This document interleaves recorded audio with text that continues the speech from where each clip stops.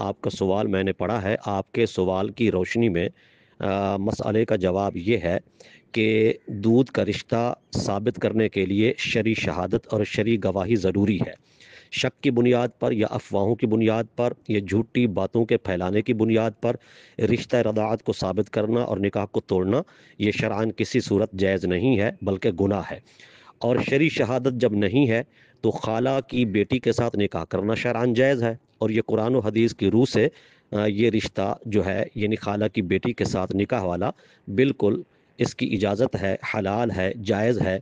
اور اس میں یقین ہے چونکہ یہ قرآن کا حکم ہے، قرآن کا فیصلہ ہے۔ اور رہی بات دودھ کے رشتہ کو ثابت کرنے والی، تو اس میں چونکہ شک ہے، اور شریعت کا اصول ہے، ضابطہ ہے، قاعدہ ہے، الیقین لا یزول بالشک، کہ یقین جو ہے وہ شک سے زائل نہیں ہوتا،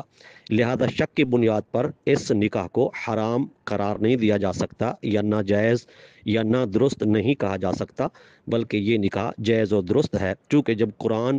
اور حدیث اس بات کی اجازت دے رہے ہیں تو شک کی بنیاد پر ہم یقین کو کیسے ختم کرنے کا حکم دے دیں یا فتویٰ دے دیں۔ اور رہی بات کہ بعض فتاویٰ کے اندر جو لکھا گیا ہے کہ یہ خلاف اولا ہے، تو یاد رہے خلاف اولا کی ممانعت کوئی حدیث پاک میں تو نہیں آئی۔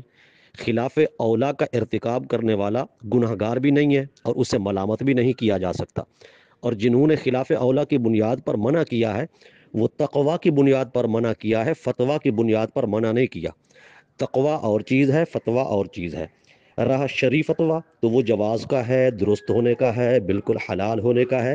لہٰذا آپ کا آپ کی خالہ زاد کے ساتھ نکاح بالکل جائز اور درست ہے، شرعی اعتبار سے کوئی قباحت نہیں ہے، اور اس نکاح کو توڑنا بھی نہیں چاہیے، چونکہ شکوک و شبہات کی بنیاد پر یا ایسی باتوں کے پھیلا دینے کی بنیاد پر اس طرح کے رشتوں کو اگر توڑنا شروع کر دیں تو بہت ساری خرابیاں لازم آئیں گی۔